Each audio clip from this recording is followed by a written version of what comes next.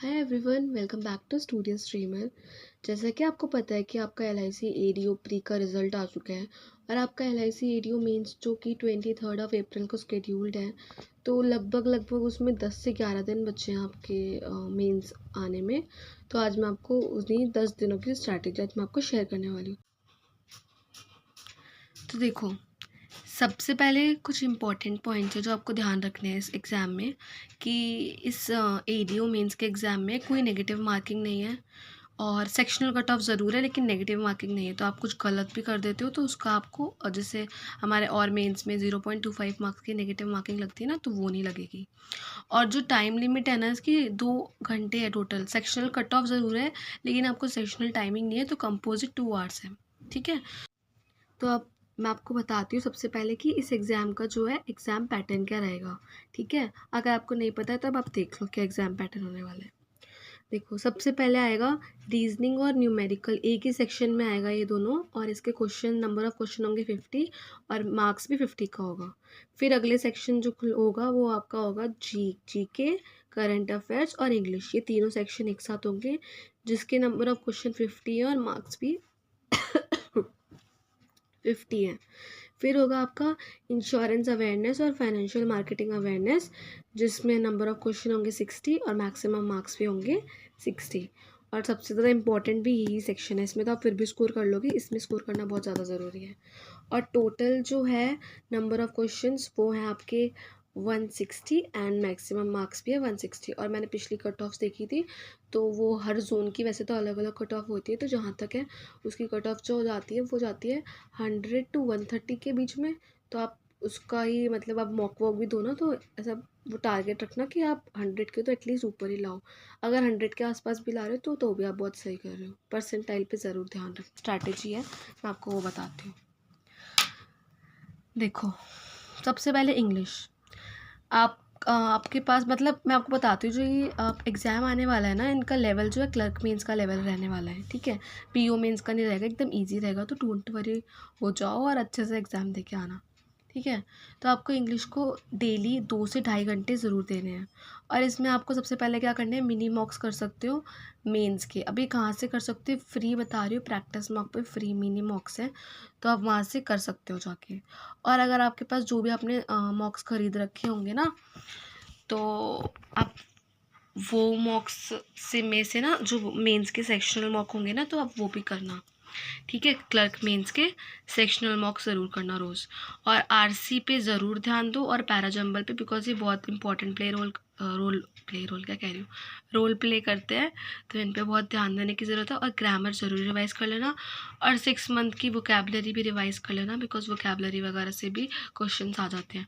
और ये कहाँ से कर सकते हो, निमिषा मैम अपने टेलीग्राम चैनल पे ना इंग्लिश विद निमिषा बंसल करके उस पर 6 मंथ की वोकेबलरी डालती है, और आई थिंक वो 30-40 पेज की कुछ होती है, तो वहाँ से आप कर सकते हो। और ग्रामर के मैंने अपने चैनल पे नोट्स क्या कहते हैं, PDF शेयर कर रखी है, तो उसमें से आप कर सकते हो। ठीक है, बहुत शॉर्ट नोट बना रखे हैं सारे 120 रूल्स ऑफ ग्रामर के, तो वहाँ से रिवाइज कर सकते हो। तो ये थी आपकी इंग्लिश की स्ट्रैटेजी, जो कि आप इस तरीके से इसको फॉलो कर सकते हो। आपको बताते हैं आपके मेन रीजनिंग की क्या स्ट्रैटेजी रहनी चाहिए। सबसे पहली बात तो आपको इसको 3 से 4 घंटे देने हैं रोज़, और इसमें सेम वही चीज़ मिनी मॉक्स लगाने हैं मेंस के, जो कि आपको प्रैक्टिस मॉक पर फ्री मिल जाएंगे। रीजनिंग के लगा लेना, और आपने जो भी मॉक खरीद रखा है उसी के क्लर्क मेंस के सेक्शनल मॉक ज़रूर लगाना रोज़। और जो आपको एरियाज़ जहाँ पे आपको फोकस करना है वो है, एक तो मिसलेनियस पे ज़रूर फोकस करना, बिकॉज यहाँ से आप बहुत मार्क्स गेन कर सकते हो। और डबल और ट्रिपल बेस्ड, वेरिएबल बेस्ड जो पजल्स वगैरह होती है ना, वो भी। और रीजनिंग में तो जितनी प्रैक्टिस करोगे ना उतना अच्छा है। वीडियो सोर्स कम फॉलो करना और प्रैक्टिस पे ज़्यादा ध्यान देना। ठीक है, अब मैं आपको बताती हूँ क्वांट्स की। क्वांट्स को कम से कम 3 घंटे ज़रूर देना डेली, और वही सेम मिनी मॉक्स करना मेंस के, और क्लर्क मेन सेक्शनल मॉक करना उसका। और स्पीड मैथ्स भी रोज़ डेली प्रैक्टिस करना, ज़रूर प्रैक्टिस करना। चेकलिस्ट से कर सकते हो, जो कि आशीष सर प्रोवाइड करते हैं अपने सर्टिफाइड चैनल पे। और अर्थमेटिक जो 1 लाइनर्स वाले होते हैं ना, वो PO प्री लेवल टाइप के आएंगे, तो उनको भी रोज़ प्रैक्टिस करना है आपको। सब कुछ ये चेकलिस्ट पे मिल जाएगा। और ये तो आपको प्रैक्टिस मॉक पे, और ये जो भी आपने वो मॉक खरीद रखा होगा ना, तो उनके मेंस में जाके सेक्शनल मॉक अटेम्प्ट करना रोज़। ठीक है, और क्लर्क मेंस करने, PO मेंस मत करना, इतना हाई फाई लेवल नहीं आएगा। अब सबसे मेन पार्ट है इंश्योरेंस अवेयरनेस और फाइनेंशियल मार्केटिंग अवेयरनेस। इसको आपको डेली 2 से ढाई घंटा देना है और इसमें मैं बता देती हूँ क्या क्या आएगा।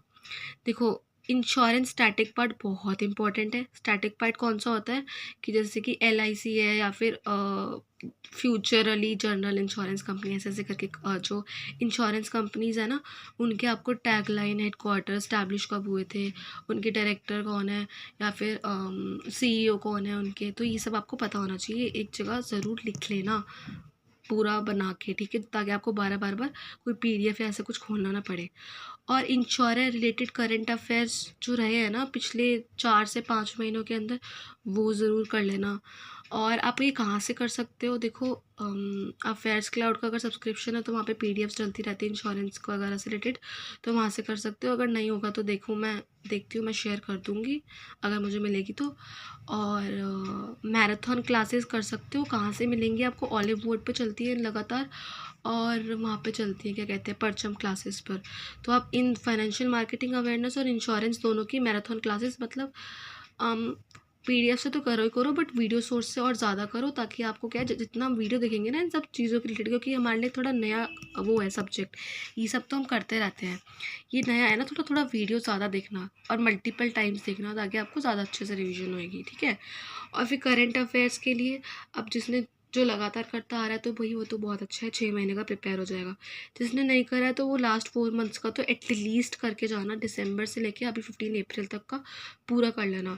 स्टडी PDF पढ़ने का टाइम हो तो पढ़ लेना, नहीं तो पॉकेट PDF भी सब कवर कर लेगी। मंथली वाली पढ़नी है आपको 4 महीनों की, और प्लस उसके बाद Q&A PDF पढ़ लेना, तो आपकी रिविजन हो जाएगी।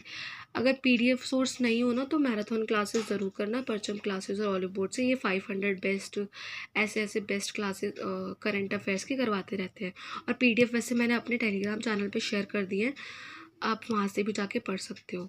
स्टूडियो स्ट्रीमर टेलीग्राम चैनल, मैं डिस्क्रिप्शन में लिंक दे दूँगी, तो वहाँ से आप जाके ज्वाइन कर सकते हो और पढ़ाई अपनी कंटिन्यू रखो और एग्ज़ाम क्लियर करो जाके, ठीक है।